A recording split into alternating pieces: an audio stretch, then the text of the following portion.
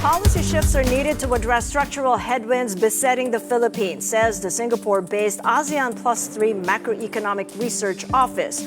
With us now for more is Dr. Jinho Choi, AMRO Deputy Group Head and Principal Economist and Mission Chief for the Philippines. Good to see you, Jinho. Welcome to the program. Good morning, Kathy. Thank you for inviting me today. All right, so you and your team were just here in Manila earlier this month, spending 2.5 weeks conducting policy discussions with authorities, stakeholders, and you found that the Philippine economy continues to grow at a steady pace, though slower than the pre-COVID trend. So what is driving slower growth? Yeah, thank you. So actually this year's a bit slower growth than last year is mainly due to the slower growth outturn in the first semester, along with a weaker export outlook due to the higher U.S. tariffs. But still, household consumption remains as a key driver, remaining firm based upon this strong labor markets, eased inflation, and steady remittances from overseas workers. But this investment and export still face higher uncertainty because of these U.S. high tariffs. Well, you've come at an interesting time, Jinho, because you visited at a time of escalating political risk. As you know, an investigation on the anomalous government flood control projects has led to a freeze order on the assets and funds of those involved. And there have been protest rallies that have also taken place last Sunday. And folks I've spoken with on this program say foreign investors are in a wait and see. So to what extent are these developments likely to shift your preliminary assessment on the Philippines? Yeah, based upon, so when I was in Manila, actually I was able to see a few protests in Quezon City. At the time it was weekday, so it was not that large scale as we saw during last Sunday. But I think still at this moment it's a bit premature to assess the impact of this recent policy unrest. But so it is likely to materially affect our baseline forecast for now or disrupt financial markets because still it remains a bit isolated. But nevertheless, we cannot rule out the possibility that this scandal can be escalated into more prolonged social issues. In that case, you need to pay attention to the forthcoming public reaction to the government's follow-up measures, especially the findings from this investigation due to this newly established committee. So in terms of economic impact, I would say that the government's ongoing investigation may temporarily freeze investment planning and implementation that may slow also activity in the construction sector, which account for about 16% of GDP. That said, this government, if they can root out this scandal decisively and more effectively, then it will be more positive. So it may become an opportunity for Philippines to improve the public spending efficiency through greater transparency and accountability, because this kind of fiscal efficiency has been a problem for many years in terms of accelerating this structural reform. So in that sense, if a government can handle this issue quite nicely, then it will help support growth potential and strengthen investor and sentiment for Philippines.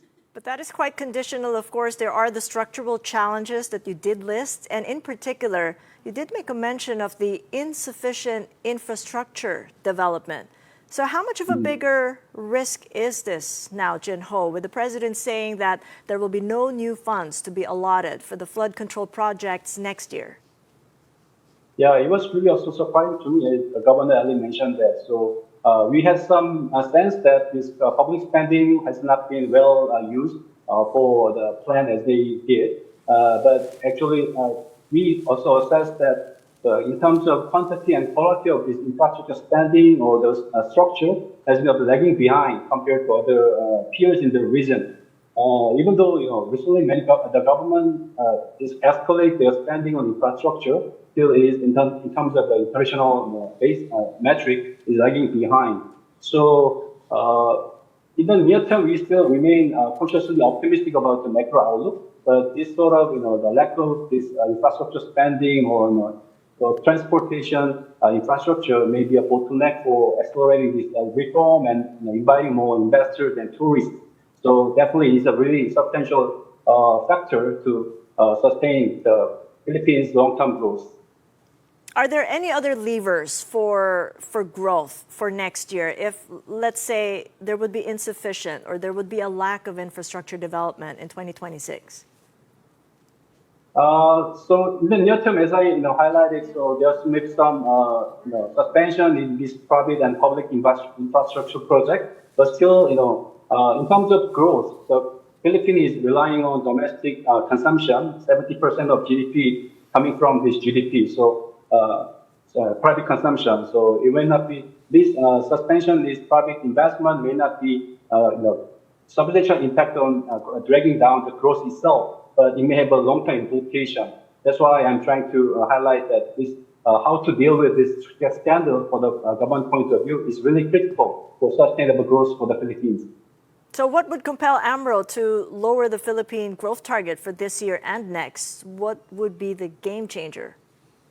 Yeah, of course. Thank you for the question. So even though I assess that Philippines has been relatively stable in terms of this trade shock, but now, so Philippines now 1/3 of this export to US is from semiconductor, which is currently tariff exempted. But now US government, they try to say that they may impose 100% tariff on this semiconductor. In that case, they may affect Philippines export more substantially. It can be a definitely important risk factor. Also, potentially, so in the inflation perspective, even though our baseline scenario is a bit mild and stable inflation, so depending on the Fed policy, if decide to keep their interest rate higher for longer, it will affect global financial market with more higher volatility. They may also affect peso, more depreciationary pressure. It will weaken the peso and then trigger imported inflation. Then also inflation can be triggered. That could be another bottleneck. Of course, as a perennial risk, local supply shock, and then this from this super typhoon, flood, and other natural disasters and geopolitical conflicts. Those factors can be a perennial risk to inflation factor. All right. Well, thank you so much for your insights. Much appreciated. Jinho Choi of AMRO, live from Singapore.